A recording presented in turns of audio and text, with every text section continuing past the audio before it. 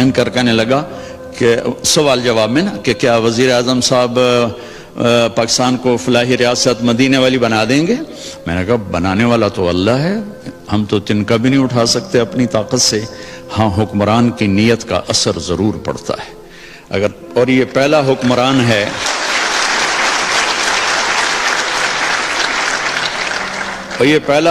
ہے جس نے مدینے کی فلاحی ریاست کا تصور پیش کیا، تو میں ان کو سلام پیش کرتا ہوں۔ خلق الانسان من علق اقرأ وربك الاکرم الذي علم بالقلم علم الانسان ما لم يعلم، اور اس سے پیچھے حدیث کو کٹیں تو 5 دفعہ اقرا آیا ہے۔ اقرا، جبریل ایسے شیٹ لے کر پڑھیے یا رسول اللہ، اقرا ما انا بقارن، مجھے پڑھنا نہیں آتا، فضمنی حتی بلغ من الجحد، کہ مجھے زور سے دبایا اتنا کہ میری پسلیاں درد کرنے لگی۔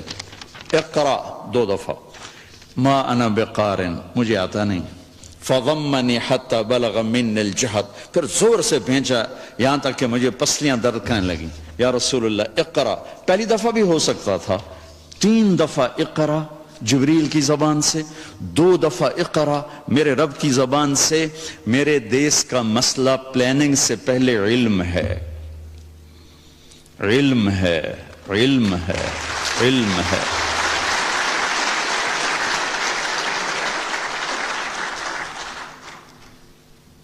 میں ابراہیم علیہ السلام کی ایک دعا، ساری حکومت بیٹھی ہوئی ہے، یہ سارے معزز قاضی صاحبان بیٹھے ہوئے ہیں، ایک دن کا عدل طارق جمیل کی 60 سال کی بندگی سے بہتر ہے۔ ایک دن کا عدل، ایک دن کا عدل، عدل یومن، عدل یومن، عدل سنہ نہیں، سال کا نہیں، 6 ماہ کا نہیں، ایک دن کا عدل۔ میرے جیسا آدمی بیٹھا ہوا ہے، بخاری شریف پڑھا رہا ہے، مسجد میں نماز پڑھا رہا ہے، بچوں کو درس دے رہا ہے، اور ایک چیف جسٹس ہے، خسا صاحب اور میں گورنمنٹ کالج میں اکٹھے تھے، ان کو یاد نہیں ہوگا، مجھے یاد ہے، ذرا انہیں یاد ہو کہ نہ یاد ہو، تو عزیز اللہ نیازی صاحب شاید آپ کی یادداشت میں ہوں، تو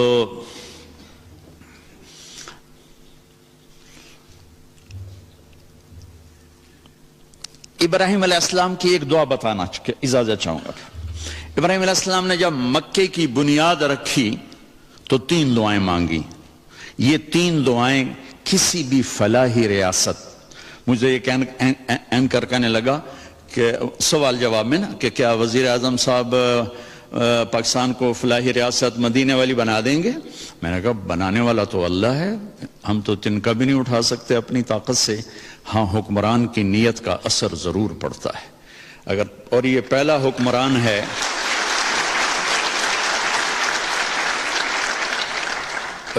حکمران ہے جس نے مدینے کی فلاحی ریاست کا تصور پیش کیا، تو میں ان کو سلام پیش کرتا ہوں۔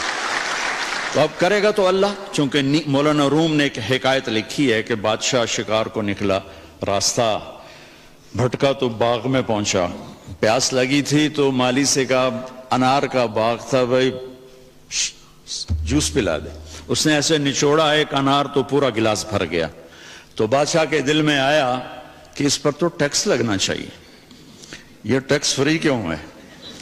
تو اس نے کہا ایک اور پلا، اس نے دوسرا نچوڑا تو گلاس آدھا ہوا، تو بادشاہ نے کہا پہلے بھر گیا اب آدھا، کہنے لگا جی لگتا ہے بادشاہ دی نیت خراب ہو گئی ہے، تو بادشاہ نے دل میں کہا یا اللہ میری توبہ، میں نہیں ٹیکس لگا تھا، کہا بھائی ایک اور پلا، اس نے پلایا تو پھر پورا بھر گیا، تو اس نے کہا اب کیوں پورا بھر گیا؟ کہا جی لگتا ہے نیت ٹھیک ہو گئی ہوگی۔ تو بادشاہوں کی یعنی اہل حکومت کی نیت کا اثر ہوتا۔ یہ پہلا شخص ہے جس نے کہا میں اسے فلاحی مدینہ کی فلاحی ریاست بناؤں گا، اللہ انشاءاللہ بنائے گا۔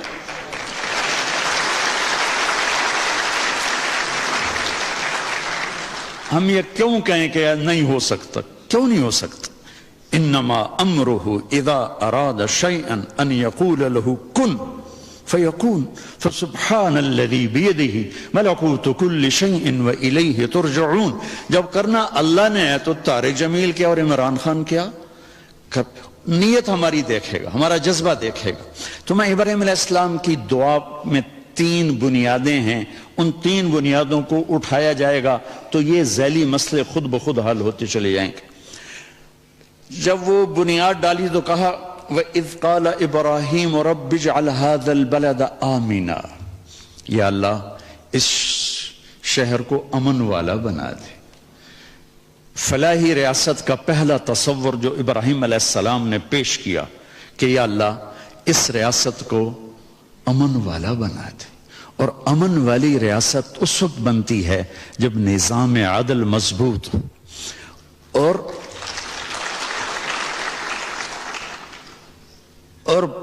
پولیس مضبوط ہو.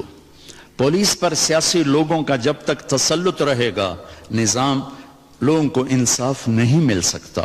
اور قانون آپ کے جج حضرات سے سنا ہے کہ ہمارا قانون بہت کمزور ہے، بہت کم سالوں گزر جاتے ہیں ایک کیس کا فیصلہ ہوتے ہوئے. اس میں کیا کرنا چاہیے؟ یہ سارے فاضل جب صاحبان یہ بہت بڑی ہمارے پاس اللہ کی نعمت ہیں، ان کے ذمہ جو کام نہیں وہ بھی کرتے رہتے ہیں. سبحان اللہ، سلام ہے آپ کو. تو پہلی بات کہ یا اللہ اس بستی کو امن والی بستی بناتے. دوسری بات وَارْزُقْهُم مِّنَ الثَّمَرَاتِ لَعَلَّهُمْ يَشْكُرُونَ، یا اللہ اس ملک والوں کو، اس دیس والوں کو پھل کھلا، روٹی نہیں آکھیا، پھل.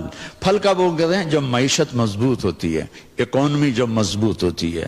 تو دوسری چیز فلاحی ریاست کی وہ معیشت ہے.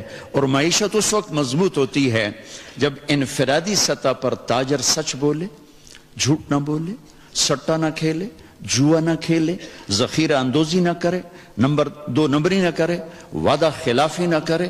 ایک نبی کی حدیث سنا دیتا ہوں اس کے ساتھ. میرے نبی نے فرمایا 4 باتیں مجھ سے لے لو اور آنکھیں بند کر کے سو جاؤ. صرف 4 کہ 4 باتیں مجھ سے لے لو، دنیا بھی تمہاری ہے، آخرت بھی تمہاری ہے. 4 اذا کانت فیک ما ضرک ما فاتک من الدنیا حفظ امانت صدق حدیث حسن خلیقت عفت فی طعمت. میرے نبی نے فرمایا 4 باتیں سیکھ لو، چاہے اس ایوان میں ہو اور چاہے وہ تھر پارکر میں ہو اور چاہے چولستان میں ہو اور چاہے مدینہ میں ہو چاہے نیو یارک میں ہو. 4 باتیں مجھ سے لے لو. حفظ و امانت، کبھی کسی کو دھوکہ نہ دینا، سبحان اللہ، دیانت داری. صدق و حدیث، ہمیشہ سچ بولنا، جھوٹ نہ بولنا. حسن و خلیقت، اخلاق اچھے رکھنا، بد اخلاق نہ ہونا. عفت فی طعمت، رزق حلال کمانا، حرام نہ کمانا. تو معیشت مضبوط ہوتی ہے انفرادی سطح پر تاجر سچ بولے، صحیح تولے، ملاوٹ نہ کرے، کھوٹ نہ ہو، ذخیرہ اندوزی نہ ہو.